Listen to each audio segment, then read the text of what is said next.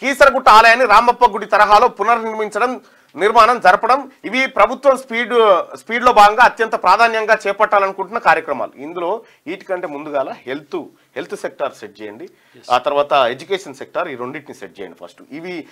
ఇవి చేయకపోతే ఇప్పుడు కొద్దిగా ఆలస్యం అయితే ఏం ఇబ్బంది ఏమి లేదు. ఫస్ట్ హెల్త్ అండ్ ఎడ్యుకేషను, బాత్రూములు గతి లేవు, ఏది సర్కార్ బళ్ళల్లో బాత్రూములు లేవు, పిల్లలు ఇబ్బంది పడతా ఉన్నారు. నిన్నేనో కూర అడిగితే ఏది కూర అంటే కారం పొడి కంట్లో పోసిరట శంషాబాద్ కాడ అన్న.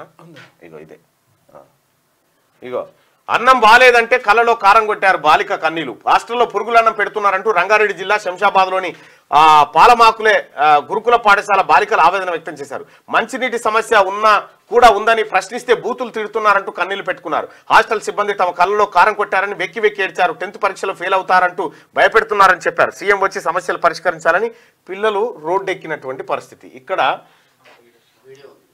ఉందా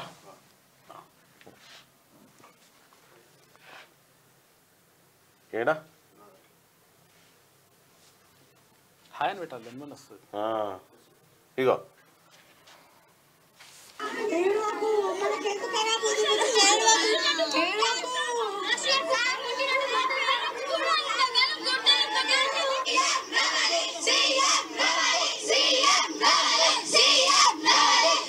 ఇక్కడ ఈ గవర్నమెంట్ స్కూల్లో చదువుతున్నటువంటి పేద బిడ్డలంతా ఈ బీసీ బిడ్డలు, ఎస్సీ బిడ్డలు, ఎస్టీ బిడ్డలు చదువుతూ ఉంటారు.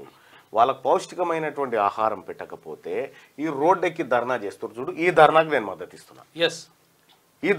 మద్దతు ఇస్తున్నా. ఎందుకనంటే ఆ బిడ్డలకు పౌష్టికాహారం పెట్టాల్సినటువంటి ప్రభుత్వం, వీళ్ళు రేపే కదా, వీళ్ళు మానవ వనరులు కదా, రేపు ఈ రాష్ట్రానికి దేశానికి అక్కడికి వచ్చేటువంటి యువత కదా, వీళ్ళకు ఇక్కడ పౌష్టికాహారమే అందకపోతే వీళ్ళు ఏం చదువుతారు, ఏం పాస్ అవుతారు? ఫస్ట్ ఈ గుడుల అంశాన్ని కొద్దిసేపు పక్కకు పెట్టి అవి కట్టాల్స్తే దాని పని చేసుకోరు. కానీ హెల్త్ అండ్ ఎడ్యుకేషన్ ఈ రెండు అత్యంత కీలకమైనవి. ఇక్కడ దవాఖాన్ల పొంటి డెంగ్యూ వచ్చి మొత్తం దవాఖాన్లన్నీ నిండిపోయినాయి ఎక్కడికక్కడ. ఇక్కడ పిల్లలకు ఆహారం బాగలేక, బాత్రూములు లేక, ఆడపిల్లల చదువును ప్రభుత్వమే అణిచివేస్తున్నట్టుగా ఉంది. ఈ రెండింటిపైన ఫస్ట్ చర్యలు తీసుకోండి. ఈ రెండు లేకపోతే ఈ దేశం లేదు, ఈ ప్రజలు లేరు. ఫస్ట్ కి ప్రియారిటీ అండి. అసలు తక్షణమే ప్రతి గవర్నమెంట్ స్కూల్కి బాత్రూమ్ కోసం ప్రతి గవర్నమెంట్ స్కూల్కి కనీసం 1 లక్ష రూపాయలు కేటాయించండి. ప్రతి గవర్నమెంట్ స్కూల్కి అందులో వసతులకు కేటాయించండి. మనం గవర్నమెంట్ స్కూల్ని మనం రక్షించుకోలేకపోతే ఇప్పుడు యాదగిరిగుట్టకు బంగారు తాపడం సంబంధించి తాపండి సార్, ఎవరు వద్దంటలేరు. బంగారు తాపడం తాపండి, మొత్తం దేవుణ్ణి బంగారుమయం కాదంటలేము. కానీ ఈ పిల్లల బంగారు భవిష్యత్తు శంషాబాద్ రోడ్డు ఎక్కింది. ముఖ్యమంత్రి గారు మీరు దీనిపైన మాట్లాడాలా, దీనిపైన ఇమ్మీడియట్గా సమీక్ష నిర్వహించాలా. ఎందుకు ఈ బిడ్డలు రోడ్డు ఎక్కాలా? ఇప్పటికే ప్రభుత్వ స్కూళ్లకు రావడానికి పిల్లలు తల్లిదండ్రులు సుముఖంగా పంపిస్తలేరు, ఎందుకంటే ఇటువంటి పరిస్థితి ఉంటుందని చెప్పి.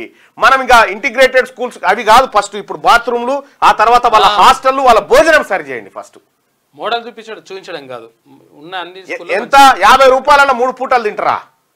వాళ్ళకి పెరగదా? కనీసం టిఫిన్ అన్న వస్తుందా? నిన్న అంచనా వేయం పెరగదా? వీళ్ళకు పెరుగుతుంది కదా. వీళ్ళకి అంచనా వేయాలి. ప్రాజెక్టులకు, నీటిపారుదల ప్రాజెక్టులకు అంచనాలు 1000 కోట్లు పెరిగినట్టు వీళ్ళకి కనీసం 1000 రూపాయలన్నా పెరగాలి కదా. కాబట్టి నేను ఒకటే ప్రభుత్వాన్ని రిక్వెస్ట్ చేస్తా ఉన్నా, ఇది సూచనగా భావించండి. విద్యా వైద్యం సెట్ లేదు, ఇంకా కాలేదు, అట్లే ఉంది వ్యవస్థ. అక్కడ వంట చేసే వాళ్ళకు కూడా బిల్లులు రావు. వాళ్ళు అప్పో సొప్పో చేసి ఉన్న కాడికి ఉన్నదే ఆ మాసిలు పెడతారు. మరి పిల్లలు ఎట్లా బతకాలి, ఎట్లా ఎదుగుతారు? వాళ్ళేమన్నా మీరు వేరే కాడికి మీరు కాయ కష్టం తెచ్చి ఇవ్వమంటారా? మనమందరు కట్టే వాళ్ళ తల్లిదండ్రులు కట్టే పన్నులతోనూ వాళ్ళకి మంచి భోజనం పెట్టమంటారు. పౌష్టికాహారం పెట్టాలి కదా. కాబట్టి ప్రభుత్వం ఈ విషయంలో సీరియస్గా తీసుకోవాల్సినటువంటి అవసరం ఉంది. ఈ సమీక్షల్లో ఫస్ట్ ఎడ్యుకేషన్ విషయాన్ని మీరు సమీక్షించండి. ఎడ్యుకేషన్లో హాస్టళ్లలో పేద బిడ్డలు ఎందుకు రోడ్ ఎక్కుతున్నారో మీరు ఒకసారి చెప్పాల్సినటువంటి అవసరం ఉంది. హెల్త్ అండ్ ఎడ్యుకేషన్ లైక్ చేయండి.